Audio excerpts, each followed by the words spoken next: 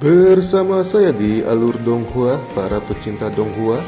Alur cerita ini merupakan lanjutan dari novel Against the Sky Supreme atau Nitian Zizun.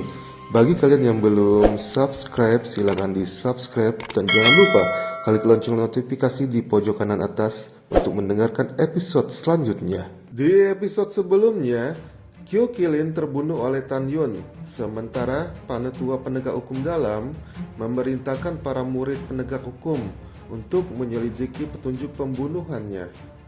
Cerita ini dilanjutkan pada saat ini di Istana Kepala Tetua yaitu Aula Abadi Murong. Taois Murong mengenakan rok merah muda dengan sosoknya yang tinggi dan menawan. Dia berdiri ramping di depan Zhong Wuxiao yang mengenakan gaun putih.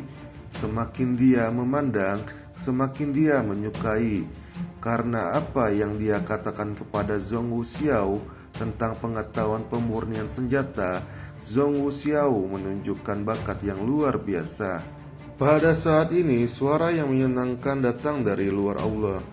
"Saya memiliki sesuatu yang penting. Masuk," kata Taois Murong. Pintu aula terbuka, Gongsu Roshi berjalan ke aula selangkah demi selangkah memungkuk dan berkata, "Murid menyapa guru." Setelah itu, Gongsu Roshi menghadap Zhong Wuxiao dan tersenyum ramah. "Roshi, apa yang kamu ingin bicarakan?" tanya Taois Murong. "Lapor kepada guru. 11 pedang terbang yang Anda sempurnakan 30 tahun yang lalu terjual 3 hari yang lalu," kata Gongsu Roshi dengan hormat. "Roshi, ini hal yang baik, tetapi apakah ini terkait dengan hal penting?" kata Taois Murong sambil tersenyum ringan. Gongsu Roshi memikirkan sesuatu dan ada sedikit kekaguman di matanya yang indah. "Guru, Anda tidak tahu, 11 pedang terbang milik Anda dibeli oleh seorang laki-laki dari puluhan ribu pedang terbang lainnya, dan proses pemilihannya hanya memakan waktu setengah jam. Dan dia tidak bertanya kepada siapapun tentang asal-usul 11 pedang terbang ini. Dia memilih sendiri." Taois Murong mengerutkan kening dan tubuhnya yang halus sedikit bergetar. "Apa maksudmu? Murid ini memilih pedang terbang yang dibuatku berdasarkan penampilannya?" "Yah, guru." Mata Gongsu Roshi menjadi semakin memuja. "Dia pasti lebih tinggi dari murid-murid lainnya. Dia seharusnya menjadi master tingkat rendah yang hebat." "Apa?" Mata Taois Murong mengungkapkan kegembiraan yang tak terlukiskan. "Roshi, beritahu gurumu siapakah dia, berapa umurnya, kekuatan macam apakah dia." Taois Murong berpikir sejenak bahwa murid artefak ini sebenarnya telah menjadi pengrajin yang hebat, meskipun hanya level rendah. Itu juga merupakan gerbang pintu bagian dalam, orang pertama dalam hampir 10.000 tahun. Apa yang membuat Taois Murong semakin bersemangat adalah bahwa 2,5 tahun kemudian itu akan menjadi hari ketika bagi 3 sekte kuno dari pegunungan hukuman surgawi akan bersaing untuk alkimia, pemurnian senjata, pemurnian formasi, dan pemurnian jimat. Jika ada guru pengrajin yang hebat di murid bagian dalam artefaknya, maka dia pasti akan bisa memenangkan kemuliaan untuk sektenya. Sebagai kepala bejana pintu bagian dalam, ia juga dapat mengangkat kepalanya di depan 8 kepala pintu bagian dalam lainnya. Melihat tatapan penuh harap dari gurunya, Gongsu Roshi mengerucutkan bibirnya dan berkata, "Guru, murid tidak tahu siapa dia dan murid tidak kompeten." Ketika ditanya murid mana dari kimai atau artefak senjata, dia tidak mengatakan apa-apa. Sampai sekarang hanya tahu bahwa dia berada di tingkat ke-7 alam jiwa janin, dan dia tidak tahu apa-apa lagi. Taois Murong mengerutkan kening dengan ringan dan berkata dengan bingung, "Jelaskan seluk-beluk masalah ini. Selain itu, bagaimana Anda bisa yakin dia adalah ahli pengrajin, bukan tukang pemurnian?" Gongsun Roshi berpikir sejenak dan mengingat, "Lapor kepada guru." Dia mengenakan pakaian seorang murid tukang pada waktu itu. Wajahnya tertutup lumpur. Ada tulisan tangan bersulam di dada murid itu. Sebelumnya, murid ini mengira dia adalah seorang tukang yang sedang menambang tambang spiritual. Sampai dia memilih 11 pedang terbang, dan murid ini yakin bahwa dia adalah murid kita. Hanya saja, murid tidak tahu kenapa dia memakai pakaian tukang untuk menyembunyikan diri dari orang-orang lain. Alasan mengapa Gongsu Roshi yakin bahwa dia adalah murid Kimai yaitu sangat sederhana. Selain sebagai murid Kimai, ia tidak akan percaya kalau murid dari garis lain bisa memahami artefak senjata. Mendengarkan ini, Tois Murong mengangguk sedikit dan setuju. Analisis Anda masuk akal dan beralasan lanjutkan untuk mengatakan, "Baik guru." Sebuah pedang terbang muncul di tangan. Dia melihat pedang terbang di tangannya dan matanya yang indah dipenuhi dengan keterkejutan dan kekaguman yang dalam. "Guru, ini adalah pedang terbang yang berhasil disempurnakan oleh murid tahun lalu. Tidak ada yang tahu tentang seluruh proses pemurnian." "Ya, saya ingat ketika pedang ini Anda buat. Saya sedikit terkejut dan memuji Anda," kata Tois Murong dengan persetujuan. "Namun guru, tahukah Anda, wajah Gongsu Roshi yang menakjubkan menunjukkan sedikit kepahitan. Ketika lelaki itu memilih pedang terbang tipe kilat yang Anda sempurnakan, murid ini menggunakan 200 juta batu roh tingkat rendah untuk memintanya menjawab mengapa dia memilih 11 pedang terbang tersebut. Apa yang dia katakan?" Tois Murong cukup penasaran. Gongsu Roshi menjelaskan secara akurat bahwa proses pemurnian dan juga mengatakan 11 pedang terbang tersebut yang dibeli oleh lelaki itu berasal dari tangan seorang wanita pemurnian tingkat suci. Mendengarkan ini, senyum Tois Murong mengeras di wajahnya dan segera matanya yang indah itu terungkap kaget. Apa? Apa yang kamu katakan?" Berdasarkan penampilan saja, dia mengatakan bahwa guru bukan dari jiwa kelahiran guntur. Ketika menyempurnakan pedang terbang tipe guntur, sulit untuk dapat membuat atribut kaki jiwanya sendiri. Atribut pedang terbang disempurnakan ke tingkat senjata roh terbaik. Guru seharusnya menggunakan beberapa cara. Ketika pedang ini akan ditempa, dia akan menahannya untuk sementara. Ketika langit jatuh, guntur akan ditempa menjadi pedang. Oleh karena itu, pedang ini menjadi atribut guntur. "Ya guru, itu yang dia katakan." Gongsu Roshi menundukkan kepalanya setelah mengatakannya. Ketika murid ini bertanya kepadanya bagaimana dia bisa melihat proses pemurnian dan jenis kelamin pemurnian dari penampilannya, dia pergi tanpa menjawab. Setelah mendengarkan ini, mata Tois Murong berubah dari kaget menjadi bermartabat dan linglung. Dia sangat percaya bahwa dengan pencapaiannya sebagai master tingkat suci, sulit untuk menilai dari penampilan pedang terbang tersebut, proses pemurnian, apalagi jenis kelamin pemurnian. Jika semua ini benar, maka dia setidaknya sama denganku sebagai master besar dari peringkat suci. Dia sama sekali bukan murid artefak. Dia pasti menyembunyikan kultivasinya. Itu adalah pintu tertentu. Mungkinkah dia seorang tetua lelaki yang sengaja berpura-pura menjadi murid dan datang ke pintu dalam untuk memeriksa pavilion artefak senjata kita? Tois Murong buru-buru mendesak, "Roshi, berikan aku penampilannya dengan cepat." "Guru, lihatlah. Ini guru." Gongsu Roshi menjentikan jarinya dan semburan energi spiritual keluar, berubah menjadi kehampaan seorang pria dengan lumpur di seluruh tubuh dan wajahnya. Tois Murong tiba-tiba menyusut dan hatinya berubah menjadi linglung. Dilihat dari penampilannya, dia masih muda. Paling-paling dia berusia sekitar 20 tahunan. Saya telah melihat penatua dari pintu abadi maupun suci dari artefak senjata. Dan yang termuda adalah 500 tahun dan dia bukan seorang tetua. Mungkinkah dia benar-benar murid pintu dalamku? Namun jika demikian, bagaimana dia bisa menilai bahwa pedang tersebut dibuat oleh seorang wanita seperti yang dipikirkan oleh Tois Murong? Zhong Wuxiao yang berada di belakang mereka melihat sosok yang ditarik oleh kekuatan spiritual. Tiba-tiba melebarkan matanya yang indah dan berseru, "Ini dia!" Mata indah Gongsun Roshi bersinar dengan cahaya, menatap Zhong Wuxiao dan buru-buru berkata, "Saudari junior Zhong Wuxiao, siapakah dia?" Taois Murong tiba-tiba menoleh ke belakang. "Xiao, apakah Anda mengenali orang itu?" Tentu saja Zhong Wuxiao mengenali Tan Yun. Ketika Tan Yun terluka parah saat dikejar oleh Murong Kun, Zhong Wuxiao menyelamatkan Tan Yun dan merawat Tan Yun yang koma selama beberapa hari di dalam gua. Dia juga melepaskan pakaiannya dan menyekat tubuhnya.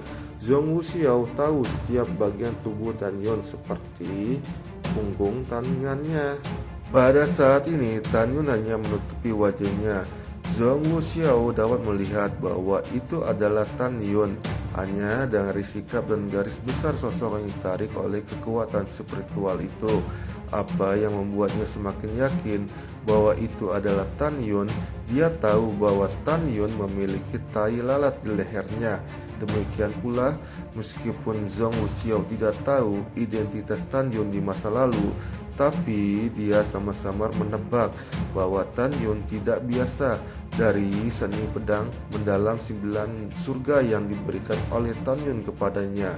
Sekarang dia tahu bahwa Tan Yun tidak pernah belajar seni pemurnian, tetapi dia dapat meyakinkan Gongsun Roshi untuk mencapai pemurnian. Dia bahkan lebih yakin dengan tebakannya bahwa Tan Yun bukan orang biasa. Pada saat ini, menghadapi pertanyaan dari Taois Murong dan Gongsun Roshi, Zhong Wuxiao menyadari bahwa pasti Tan Yun tidak ingin orang lain tahu itu dia, jadi dia menutupi wajahnya dengan tanah. Wajah Zhong Wuxiao sedikit berubah dan berkata dengan nada meminta maaf, "Guru, dalam beberapa hari terakhir ketika saya megang Kimai, saya telah melihat beberapa saudara lelaki yang agak mirip dengan orang ini. Sekarang saya melihat lebih dekat dan saya tidak merasa sangat mirip." Taois Murong sedikit kecewa dan menghela napas. Berdasarkan penampilan memang ada terlalu banyak orang yang mirip. Setelah itu Taois Murong memandang Gongsun Roshi dan berkata dengan sungguh-sungguh, "Dalam beberapa hari terakhir Anda telah berjalan-jalan dengan sesepuh Kimai lainnya. Anda harus memastikan bahwa orang ini adalah murid dari sesepuh Kimai kita." Murid mengerti. Gongsun Roshi berbalik dan hendak pergi. Suara Taois Murong datang dari belakang telinganya. "Saya harap Anda ada di sana. 3 sekte kuno memiliki kompetisi pemurnian artefak yang hebat. Anda harus menerobos secepatnya ke level master tingkat rendah. Pada saat yang sama, jangan biarkan kultivasi Anda tertinggal. Saya harap Anda dapat mengungguli para murid dalam kompetisi 9 meridian sekte dalam dan mendapatkan tempat untuk memasuki alam abadi agar mendarat dengan cara yang bermartabat." Gongsun Roshi berbalik, "Guru, jangan khawatir, muridmu ini tidak akan mengecewakanmu." Taois Murong tersenyum ringan. "Baiklah, pergi. Jika ada berita tentang orang ini, ingat untuk memberitahu guru dan biarkan semua tetua membantu Anda menemukan orang ini. Juga jika Anda punya waktu, Anda dapat berbagi pengalaman pemurnian Anda dengan Xiao." Murid mengerti dan murid pamitan pergi. Saat Gongsun Roshi berbalik, Yu Guang melirik Zhong Wuxiao, tetapi tidak ada yang memperhatikannya bahwa ada sedikit kepedulian di matanya. Setelah Gongsun Roshi pergi, Zhong Wuxiao menatap Taois Murong dengan ekspresi ragu-ragu untuk berbicara. "Ada apa?" tanya Taois Murong. "Guru, aku ingin mengunjungi beberapa teman," bisik Zhong Wuxiao. Taois Murong tampak serius dan berbicara dengan tegas. "Xiao, Anda adalah murid tertutup dari guru, dan guru memiliki harapan besar untuk Anda." Mendengarkan ini, mata indah Zhong Wuxiao memancarkan pemikiran yang dalam sebelum menganggukkan kepalanya. Murid mengerti ajaran guru. Keesokan harinya, di tengah hujan deras, Tan Yun mengendarai perahu Ro. Dia sekarang berada 300 mil jauhnya dari gerbang Gunung Danmai. Ada sosok yang mendekatinya. "Tan Yun, terakhir kali aku membiarkan kamu melarikan diri. Hari ini aku akan membunuhmu." Beberapa hari lalu, Song Qingli kembali ke garis jiwa suci dan menemukan perahu roh hitam legam yang dia kendarai. Tujuannya adalah untuk menargetkan kapal roh kualitas terbaik Tan Yun. Tan Yun melihat perahu roh yang menabrak dan tidak bisa menahan kutukan. Bahkan dia tidak ingin melarikan diri dari ruang pelatihan. Boom! Setelah menarik napas, Tan Yun berubah menjadi bayangan dan melarikan diri dari 3 mil jauhnya. Pada saat ini darah keluar dari wajahnya dan tubuhnya dan lusinan bekas luka terlihat di dalam tulang. Meski penampilannya tragis, untuknya itu hanya luka kulit. Di antara jari-jari Tan Yun, cincin langit dan bumi berkedip, dan pedang terbang, senjata roh kelas atas dengan atribut angin, keluar dari udara tipis dari bawah kakinya. Dia menginjak pedang terbang, tapi dia tidak melarikan diri, tetapi melihat ke atas dengan niat membunuh, mengejar perahu roh hitam legam yang tergantung di atas kepalanya. Sayang, kamu sepertinya berlari seperti 8 hari yang lalu. Hahaha. Kenapa kamu tidak melarikan diri sekarang? Apa kamu tahu bahwa kamu tidak dapat melarikan diri? Di kapal roh, Song Qingli mencibir. Beri aku pengepungan, hentikan dia. Ya kakak senior Song. Tiba-tiba di atas perahu roh hitam legam 42 murid melangkah pada pedang terbang dan meluncur melalui tirai hujan untuk mengelilingi Tan Yun. Tan Yun, perhatikan baik-baik, 300 mil di belakangmu ada gerbang gunungmu, tetapi kamu tidak akan pernah bisa kembali. Hahaha. Song Qingli menatap Tan Yun dengan tatapan buram dan tertawa liar. 42 murid jiwa suci lainnya yang mengepung Tan Yun terkejut. Di tengah hujan, dia melihat sekeliling pada semua orang. Rambutnya yang basah menutupi matanya, tetapi dia tidak bisa menyembunyikan niat bertarung yang tak ada habisnya. Kepala jiwa suci benar-benar memberi wajah untuk membunuhku. Dia tidak ragu-ragu untuk mengirim 42 orang yang berada pada 8 alam jiwa janin dan 1 orang murid dari kesempurnaan agung alam jiwa janin. Saya telah membunuh 5 dari mereka 8 hari yang lalu. Saya tidak keberatan sekarang, saya akan membunuh lagi.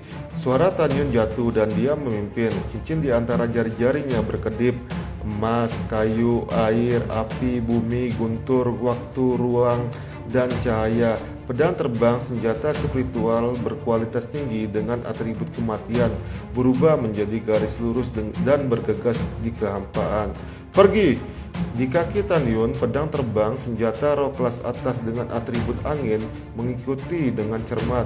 Segera, senjata spiritual tingkat rendah lainnya, pedang terbang, menembakkan cincin Qian Kun dan menggantung di kaki Tan Yun. Ekspresi Tan Yun serius. Di antara batu api, 11 pedang terbang dengan atribut di kekosongan tersebar dalam bentuk melingkar dengan ujung pedang mengarah ke bawah. Ketika diameter mencapai 300 kaki, 11 pedang terbang menembak pada saat yang sama dengan cepat. Selanjutnya, mengelilingi Song Qingli di perahu roh dan 42 murid mengelilingi Tan Yun. Melihat adegan ini, Song Qingli yang berdiri di atas perahu roh dengan tangan di belakang punggungnya memandang Tan Yun dengan jijik. Semuanya perhatikan baik-baik, seorang tukang di tingkat ke-7 dari alam jiwa janin akan benar-benar menyiapkan formasi pedang. Mereka meremehkan dan mengejek. Kamu membuatku takut setengah mati. Aku sangat takut. Hahaha. Song Qingli dan 13 orang tidak menganggap serius Tan Yun. Seorang murid tukang dapat mengatur formasi. Apakah itu bukan lelucon? Jika dia bisa mengatur formasi, dia juga sangat ahli dalam alkimia. Ya, bahkan jika Anda dapat mengatur formasi di mata semua orang, formasi ini juga merupakan formasi mungil dan tidak sekuat formasi yang luar biasa. Ayo tertawalah sebanyak yang kamu mau. Aku harap kamu bisa tertawa lagi nanti. Tan Yun mencibir, bibirnya menggeliat diam-diam dan dari bentuk mulutnya dia meludahkan 6 kata.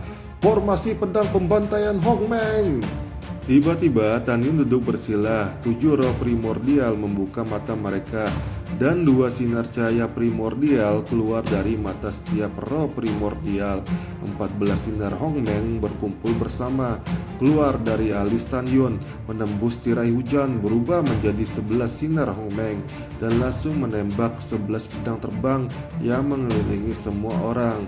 Segera 11 pedang terbang berputar seperti kilat, dan tirai cahaya Hongmeng yang bengkak memancar dari pusaran, memanjang dengan cepat ke segala arah, membentuk bola Hongmeng dengan diameter 300 kaki. Seperti alam semesta Hongmeng kecil mengepung semua orang.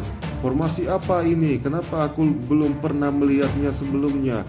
Song Qingli di perahu roh membuang senyumnya. Semuanya hati-hati.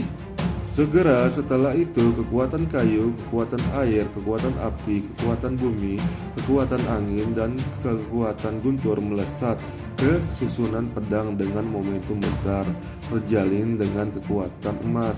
Pedang terbang dengan atribut waktu dan ruang bergetar hebat.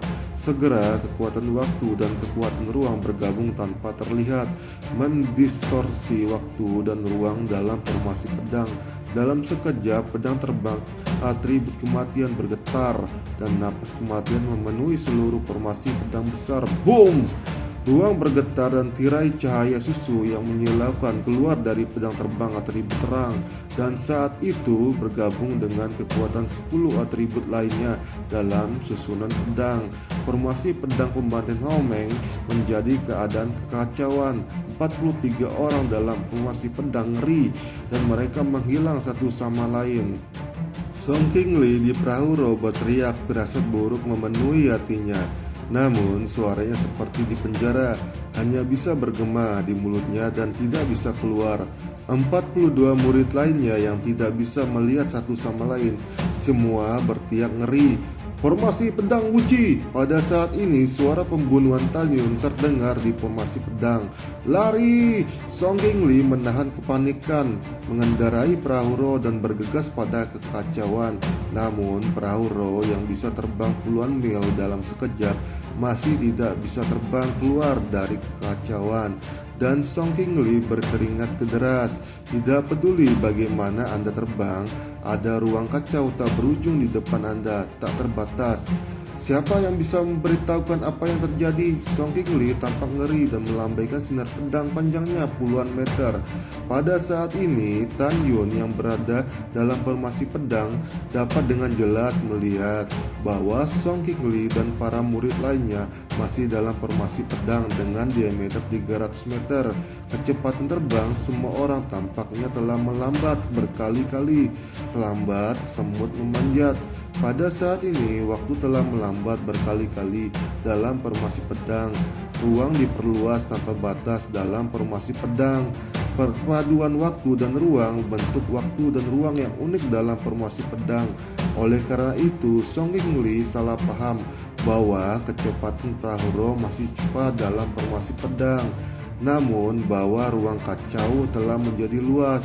Tetapi itu sebenarnya hasil dari kecepatan terbangnya yang terlalu lambat. Alasan mengapa formasi pedang ilahi Hongmeng memiliki kekuatan seperti itu adalah karena Hongmeng dibentuk oleh 11 atribut utama, yaitu emas, kayu, air, api, bumi, angin, guntur, waktu, ruang, kematian, dan cahaya. Tanyun menggunakan formasi pedang untuk menggabungkan 11 atribut. Dalam formasi pedang, Tanyun seperti penguasa dunia yang kacau ini. Tidak hanya kecepatannya yang tidak terpengaruh, tapi ia juga dapat mengontrol asal-usul Hongmeng kapan saja, melepaskan kekuatan berbagai atribut yang sangat besar dan berlipat ganda untuk menghancurkan musuh. Dalam formasi pedang, Tanyun tidak perlu lagi menginjak pedang terbang. Ia berdiri di langit dan mengambil langkah lembut. Perpaduan waktu dan ruang membentuk waktu dan ruang yang unik dalam formasi pedang. Oleh karena itu, Song Qingli salah paham bahwa kecepatan perahu roh masih cepat dalam formasi pedang dan bahwa ruang kacau telah menjadi luas. Tetapi itu sebenarnya hasil dari kecepatan terbangnya yang terlalu lambat. Alasan mengapa formasi pedang ilahi Hongmeng memiliki kekuatan seperti itu adalah karena Hongmeng dibentuk oleh 11 atribut utama, yaitu emas, kayu, air, api, bumi, angin, guntur, waktu, ruang, kematian, dan cahaya. Tan Yun menggunakan formasi pedang untuk menggabungkan 11 atribut. Dalam formasi pedang, Tan Yun seperti penguasa dunia yang kacau ini. Tidak hanya kecepatannya yang tidak terpengaruh, tetapi ia juga mengontrol asal-usul Hongmeng kapan saja, melepaskan kekuatan berbagai atribut yang sangat besar dan berlipat ganda untuk menghancurkan musuh. Dalam formasi pedang, Tan Yun tidak perlu lagi menginjak pedang terbang. Ia berdiri di langit dan mengambil langkah lembut. Bagi Song Qingli, sepertinya satu langkah telah melewati ribuan mil kehampaan. Bagaimana kamu bisa begitu cepat? Song Qingli mengendarai perahu roh berteriak ngeri sambil menebas Tan Yun dengan sinar pedang 30 zang yang dipenuhi dengan napas kematian. Lusinan pedang menurut Tan Yun kecepatannya sangat lambat. Kelambatannya tidak berbeda dengan memanjat siput. Di mata Song Qingli, kecepatan Tan Yun terlalu cepat, hampir tidak mungkin untuk menangkap jejak. Apa yang terjadi di sini? Siapa yang bisa memberitahuku bagaimana aku bisa menembus formasi? Song Qingli tidak berdaya. Aku adalah mata formasi. Selama kamu bisa membunuhku, formasiku dapat dihancurkan tanpa menyerang. Namun, kamu sayang sekali kamu tidak bisa melakukannya. Tan Yun menatap Song Qingli dan berkata sambil mencibir, aku tidak punya waktu untuk menghabiskan waktu bersama kalian. Namun, jangan khawatir, aku tidak akan membunuhmu dengan tanganku sendiri, karena aku takut tanganku akan kotor. Jika ada kehidupan setelah kematian, jangan pernah memprovokasi orang lain. Tan Yun tiba-tiba berteriak pengetahuan emas. Boom! Dalam sekejap, di langit tak berujung di atas formasi pedang, kekuatan emas seperti bencana yang menghancurkan dunia, menabrak 43 orang yang melarikan diri dengan panik. Setelah 11 atribut diubah menjadi asal Hongmeng, kekuatan atribut apapun yang dilepaskan dari asal Hongmeng akan menjadi 11 kali lebih kuat dan menakutkan. Tan Yun tidak perlu menggunakan 10 atribut lainnya, hanya mengandalkan kekuatan emas. Dia membunuh 43 orang tersebut. Sekian dan terima kasih buat kalian yang belum subscribe, silahkan di subscribe dan jangan lupa klik lonceng notifikasi di pojok kanan atas untuk mendengarkan episode berikutnya. Bye.